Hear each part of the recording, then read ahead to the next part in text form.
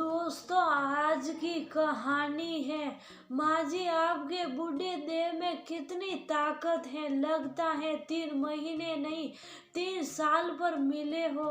दोस्तों, कहानी शुरू करने से पहले अगर आपने हमारे चैनल को अभी तक सब्सक्राइब नहीं किया हो तो कर लीजिए ताकि आपके पास पहुँचे हर नया वीडियो। आज बाबूजी कुछ ज्यादा ही सुबह उठ गए थे। बाहर वाले कमरे से लगातार खटपट की आवाज आ रही थी।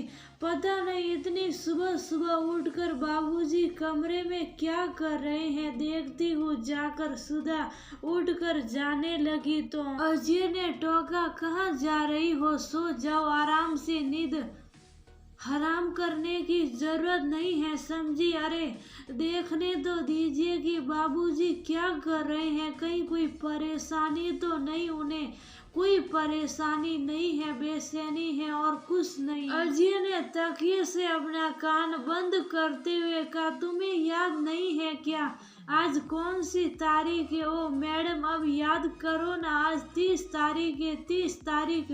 अजय आगे बोलता गया, 3 महीने पूरे हो गए। आज माँ आने वाली है हमारे पास और इसी खुशी में बाबूजी को नींद नहीं आ रही है। अभी से ही इंतजार में नहा धोकर बैठ जाएंगे। पता नहीं 17 साल की उम्र में कौन सा उमंग बाकी है मिलने का, इतना तो हमें भी कभी नहीं हुआ। 10 सालों में एक व्यंग्य भरी हंसी अजय के होठों पर खेल गई।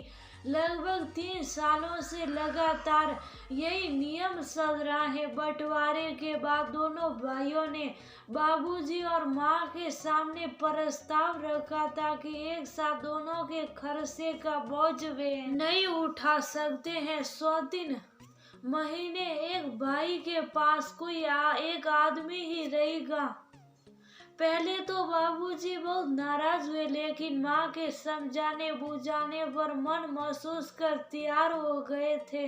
दूसरा कोई सहारा भी तो नहीं था जिंदगी में। जो कमाया सब बच्चों को पढ़ाने लिखाने में खर्च हो गया। जो कुछ बचा था उसमें बाबूजी माँ के नाम से घर बनाना चाहते थे, लेकिन माँ ने ही दोनों बेटों के लिए 2 फ्लैट खरीदने के लिए बाबूजी पर दबाव बना दिया। उनका मानना था कि जो भी है वह सब उन्हीं लोगों के लिए ही तो है। दोनों 2 जगह रहेंगे तो आपसी प्रेम भी रहेगा। रिटायर होने के बाद हम जब चाहेंगे कभी इस बेटे के पास तो कभी उस बेटे के पास रहेंगे। उन्हें क्या पता था कि दोनों की जिंदगी रेल की पटरी बन जाएगी और अकेले अकेले मंजिल तक अपना सफर तय करेगी। अक्सर छोटा भाई माँ को लेकर आता था और एक दिन बाद बाबूजी को लेकर चला जाता था अगले 3 महीने के लिए। उसके बाद 3 महीने तक फोन ही उनके बीच कड़ी बनकर पति पत्नी को एक साथ जोड़कर रखती थी। अजय के टोकने के बावजूद सुधा उठकर बाबूजी के कमरे की ओर चल पड़ी। जाकर देखा तो वह अपने बेड पर का चादर झाड़ रहे थे। सुधा को देखते ही थोड़े झप गए, बोले, ओ बहू, मेरी वजह से तुम्हारी नींद खराब हो गई, मुझे माफ करना। असल में तुम्हारी सास को गंदगी पसंद नहीं है, इसलिए झाड़ फूस दे रहा हूँ। आएगी तो परेशान नहीं होगी। 3 महीने इसी में तो रहना है ना उसे। सोडे के यहाँ बड़े सलीके से रखती हैं अपने कमरे को। अच्छा बेटा, अब आ ही गई हो तो थोड़ा फोन लगाकर पूछो तो कि माँ वहाँ से सलीकी नहीं, तब तक मैं स्नान कर लेता हूँ। इतना कहकर वह बाथरूम की ओर चले गए। बहू ने छोटे भाई को फोन लगाया। उधर से देवरानी ने फोन उठाया। कुशल से पूछने के बाद बहू ने पूछा कि माँ जी निकल चुकी हैं क्या? प्रश्न सुनते ही देवरानी ठहाका लगाकर हंस पड़ी। बोली, दीदी आपको नहीं पता कि सावन सड़ गया है। सबसे ज्यादा हरियाली माजी पर ही साया है। कल वो ने हरी चूड़ियाँ हरी बिंदी मंगवाया है मुझसे, सजने में लगी है सुबह से। लगता है जैसे पहली बार जा रही है बाबूजी से मिलने। 4 दिन से तैयारी कर रही है। पता नहीं इस उम्र में कौन सा उमंग बाकी है जो इतनी तैयारी है बाबूजी से मिलने के लिए। ये पति तो तैयार होकर बैठे हैं, देखिए कब तक निकलती हैं। चलिए कम से कम 2 दिन तो मुझे इस जिम्मेदारी से छुटकारा मिलेगा। तंग आ गई हूँ। 3 महीने से ठोते ठोते सामने से नहाकर बाबूजी आ रहे थे, सो बहू ने स्विच ऑफ कर दिया और बोली, बाबूजी माँ जी थोड़ी देर में निकल जाएगी, वहाँ से लगभग 2 बजे तक यहाँ पहुँच जाना चाहिए। आप तैयार हो लीजिए, मैं आपके लिए चाय बनाती हूँ। ऑफिस निकलते हुए अजय ने कहा, सुनो आज ऑफिस में कुछ जरूरी काम है, माँ आएगी तो फोन करके परेशान मत करना, मैं नहीं आ पाऊंगा। माँ आते ही सबसे पहले आप ही को तो ढूंढती हैं। अरे वो सब दिखावा है, वो मेरे लिए नहीं, उनको बाबूजी से मिलने की बेचैनी रहती है।